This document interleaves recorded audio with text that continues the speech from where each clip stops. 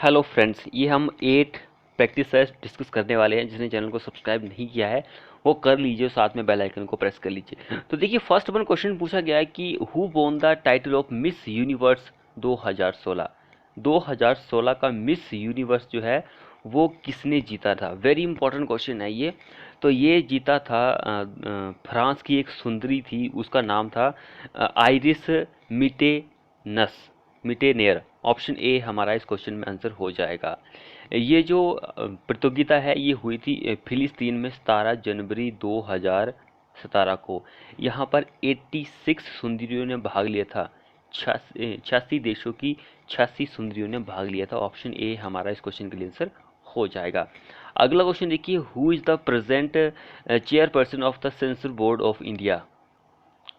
सो ये question previous से हमने लिया है एक्सपेक्टेड क्वेश्चन की कैटेगरी में। यहाँ पर जो आंसर रहेगा वो ऑप्शन डी रहेगा। पहलाज नहलानी जो थे वो बने थे 2015 से लेकर 2017 तक के chairperson of sensor board of India के। लेकिन जो प्रेजेंट की अगर आप बात करेंगे 2017 से लेकर अब तक जो चल रहे हैं वो हैं प्रसून जोशी। तो यहाँ पे नहीं दिया गया ऑप्शन। अगर वो ऑप्शन में दिया होता तो प्रेजेंट की बात होगी तो हमारा आंसर वो होगा। लेकिन प्रेजेंट से पहले वाला है ये आंसर यहाँ पे दिया गया, तो हमारा आंसर ये, हम इसको आंसर सही मानेंगे। लेकिन प्रेजेंट वाला आप इसको याद कर लीजिए कि भाई प्रसून जोशी जोशी जो हैं वो प्रेजेंट के हैं chairperson of sensor board of India के। तो ये चीज़ भी आपको पता होनी जरूरी है। ऑप्शन डी हमारा इस क्वेश्चन के लिए आंसर हो जाएगा। अगला क्वेश्चन देखिए, lower layer of the atmosphere is called. वायुमंडल की सबसे निचली परत कौन सी होती है भाई।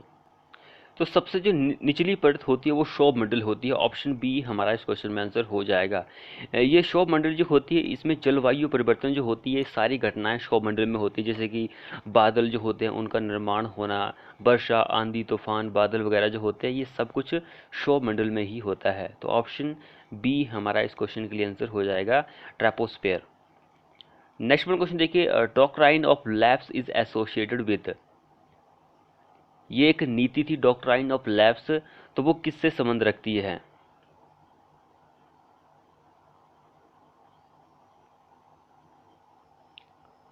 वेरी इंपॉर्टेंट क्वेश्चन है। डॉक्ट्राइन ऑफ लैप्स की जो नीति थी एक हड़पने की नीति थी। इसको आप इस तरह से जान सकते हैं कि भाई जितने भी राज्य थे उसको अंग्रेज जो थे उनको अपने अंदर ही उसको लेना था, अपने शासन के अंदर उसको लेना था।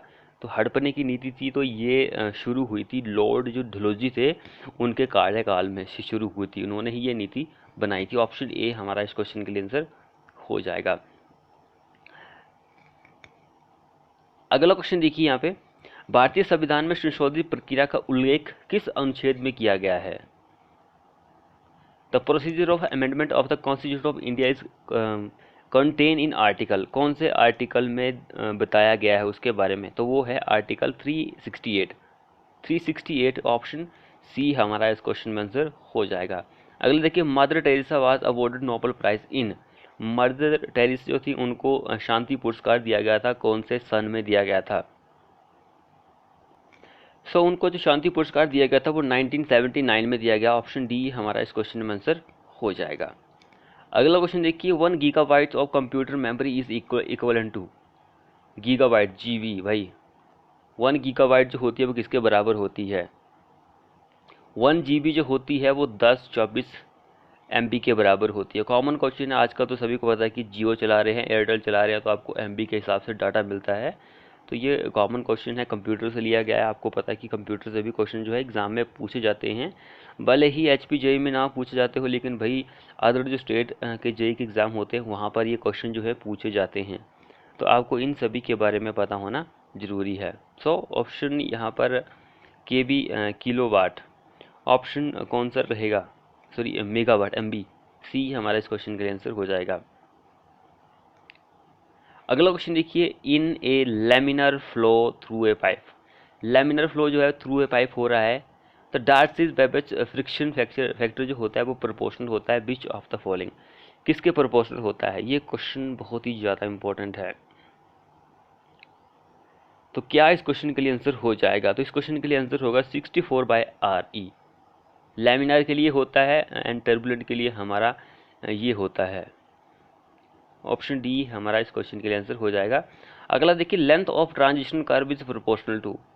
लेंथ जो होती है ट्रांजिशनल कर्व की वो किसके प्रोपोर्शनल होती है? वी क्यूब ओवर आर, इसके प्रोपोर्शनल होती है। सी हमारा इस क्वेश्चन के लिए आंसर हो जाएगा। अगला क्वेश्चन देखिए, the joining of the intersection of cross hair to the optical centre of object in a theodolite is called as. किसके बराबर होता है वो? सो वो होता है लाइन ऑफ कॉलिवेशन के बराबर होता है। ऑप्शन बी हमारा इस क्वेश्चन के लिए आंसर हो जाएगा। अगला देखिए, super elevation is used to contract all of the following except. तो यहाँ पे चार ऑप्शन हमारे पास दिए गए हैं। यहाँ पे सुपर एलिवेशन जो होती है आप दूर करने के लिए यूज करते हैं, किसको छोड़कर? किसको छोड़कर? तो वो होती है हमारी एक्सेलरेशन ऑफ व्हीकल। एक्सेलरेशन को प्रिवेंट करने के लिए आप जो होती हैं सुपर एलिवेशन को यूज करते हैं। सो ये हमारा आंसर हो जाएंगे, सी इज द करेक्ट आंसर हो जाएगा। इसको छोड़कर एक्सेलरेशन ऑफ व्हीकल, इसको छोड़कर बाकी सभी जो होता है वो यूज किया जाता है। अगला क्वेश्चन देखिए, if pressure due to submerge weight of the soil is equal to the सीवेज pressure, the effective pressure. If pressure due to submerge weight of the soil is equal to किसके बराबर है? Sewage pressure के। तो effective pressure जो होगा वो किसके बराबर होगा? तो वो 0 के बराबर होगा। अगला क्वेश्चन देखिए, for first class BRICS the water absorption capacity should not be more then of its weight. First class brick की बात हो रही है, तो फर्स्ट क्लास की ब्रिक जो होती है वो 20% पानी ही एब्जॉर्ब करती है अपने ड्राई वेट के। सेकंड क्लास की 22% करती है। थर्ड क्लास की जो होती है वो 25% करती है। तो ऑप्शन यहाँ पर बी हमारा 21 दिया गया, near by option. Important question है ये। फर्स्ट क्लास की ब्रिक जो होती है उसकी कंप्रेसिव स्ट्रेंथ जो होती है वो 105 होती है।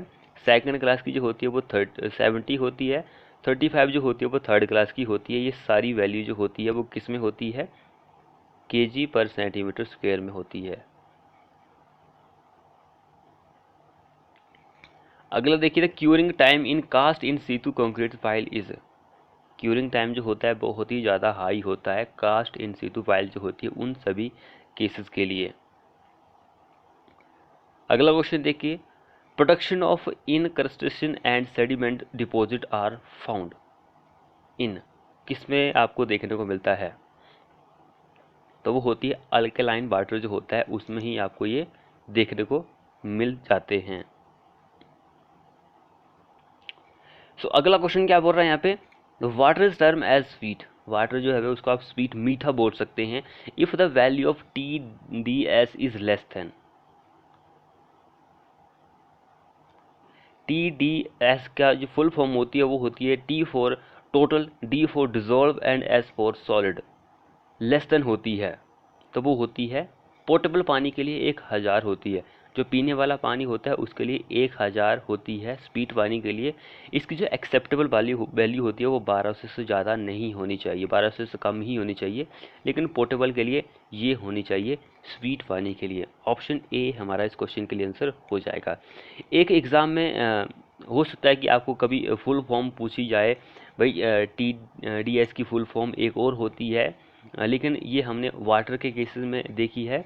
हो सकता है कि आपको सिंपली ऐसे पूछ लिया जाए कि TDS की फुल फॉर्म क्या होती है। तो T फॉर टैक्स हो गया एंड D फॉर डिटेक्टेड, भाई डिटेक्ट जो करते हैं, डिडक्शन जो करते हैं एट सोर्स, ये भी इसकी फुल फॉर्म होती है। ये आपको पता होना जरूरी है। लेकिन वाटर के केसेस में आप टोटल डिजॉल्व सॉलिड ये होती है फुल फॉर्म, लेकिन हो सकता है कि आपको इंग्लिश या GK में क्वेश्चन पूछ जाए तो आपको ये पता होना भी जरूरी है।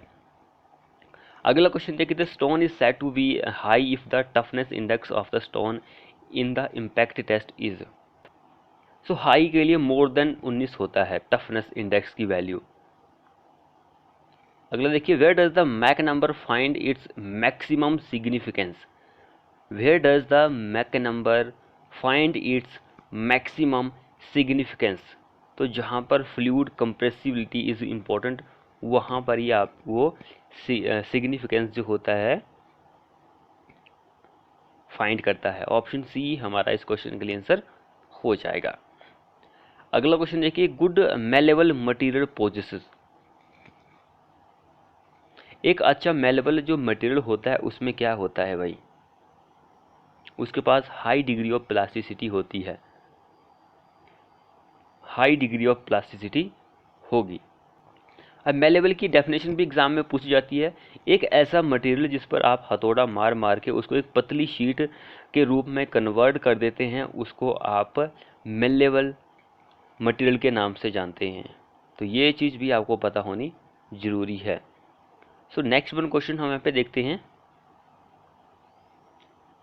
When A spring is cut into two parts. कोई एक स्प्रिंग है भाई हमारे पास, उसको हम काट रहे हैं दो पार्ट में, then for every individual part the stiffness become.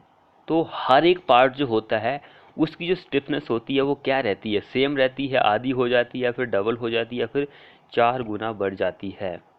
Common सा क्वेश्चन है ये, आप इसको दिमाग लगाकर भी सॉल्व कर सकते हैं। जब कोई पार्ट हमारा छोटा हो जाता है तो उसकी जो स्ट्रेंथ होती है, स्टिफनेस होती है, वो ज़्यादा हो जाती है, इसलिए double is the correct answer हो जाएगा। सी हमारा इस क्वेश्चन में आंसर हो जाएगा। अगला क्वेश्चन देखिए, in design of fillet weld size of weld for founded to of roller section must not be more than that of the thickness of the to. कितनी होती है भाई, तो वो 3/4 होती है, 3/4 होती है। ऑप्शन सी हमारा इस क्वेश्चन के लिए आंसर हो जाएगा। ये सर्कुलर सेक्शन की बात हो रही है।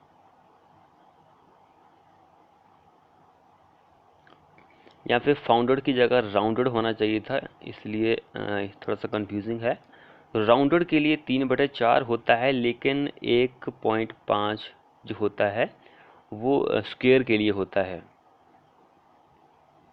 अगला क्वेश्चन देखिए, bending moment causing concavity upward will be taken as and cold bending moment।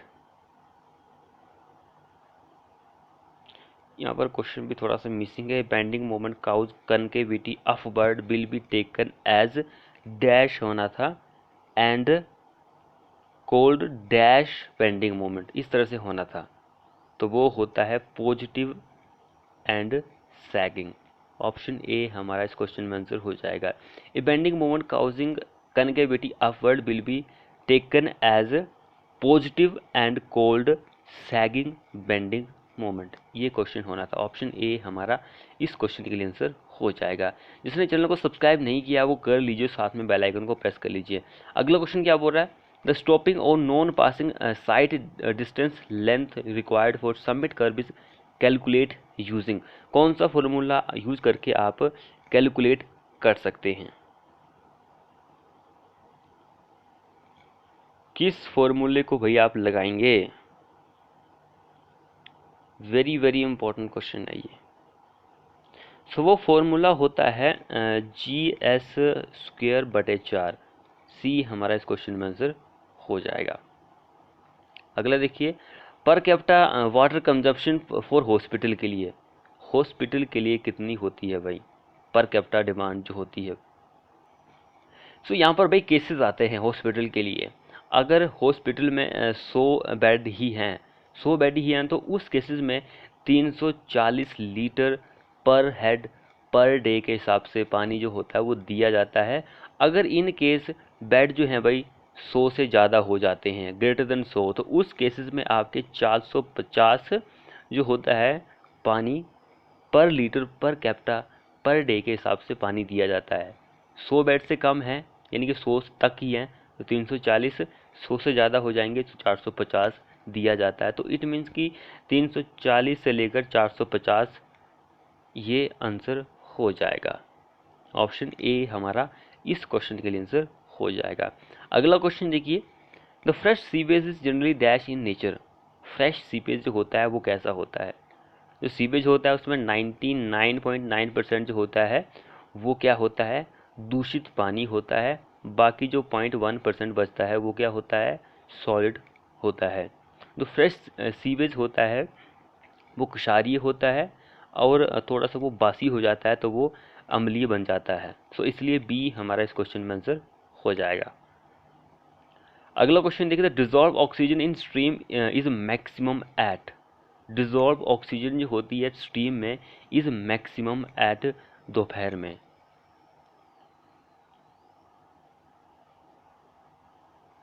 कोई हमारे पास नदी नाला है तो उसमें जो घुली हुई ऑक्सीजन होती है वो दिन में ज़्यादा होती है, दोपहर में ज़्यादा होती है, तो ये चीज़ आपको पता होनी ज़रूरी है। सो अगला क्वेश्चन क्या बोल रहा है यहाँ पे देखिए, an irrigation project is called major project if the culturable commanded area hectare is more than, hectare में मोर देन होता है, किस वैल्यू से ज़्यादा होता है? जो कल्चरेबल कमांडेड एरिया जो होता है वो 2000 से कम होगा तो उसको आप छोटी सिंचाई परियोजना बोलते हैं। अगर कल्चरेबल कमांडेड एरिया जो होता है 2000 से 10,000 के बीच में होता है तो उसको आप मीडियम इरिगेशन प्रोजेक्ट के नाम से जानते हैं। अगर कल्चरेबल कमांडेड एरिया जो होता है 10,000 से ज़्यादा होता है तो उसको आप बड़ी सिंचाई परियोजना के नाम से जानते हैं, यानी कि मेजर इरिगेशन प्रोजेक्ट के नाम से जानते हैं। तो इस क्वेश्चन में हमारा आंसर ये हो जाएगा सी, इस क्वेश्चन में आंसर हो जाएगा। वैसे लिखा तो डी है लेकिन ऑप्शन वाइज तो सी ही बनता है। अगला और लास्ट क्वेश्चन देखिए हमारे इस वीडियो का, which of the following is not a cash crop, cash crops इनमें से कौन सी नहीं है वो हमें बताना है। कौन सी नहीं है कैश क्रॉप्स?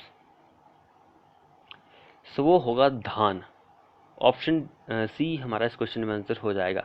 बाकी कपास हो गया, मूंगफली हो गया एंड कॉफ़ी हो गया, ये कैश क्रॉप्स यानी कि नकदी फसल में आती है, लेकिन ये जो होती है खाद्यान्न फसल में आती है ये। तो ये धान जो होती है मैक्सिमम भारत में ये खेती जो होती है वो की जाती है। तो इसके लिए अगर आप डेप्थ की बात करेंगे, जो पानी दिया जाता है तो वो 90 से लेकर 125 सेंटीमीटर तक पानी की ज़रूरत पड़ती है धान के लिए।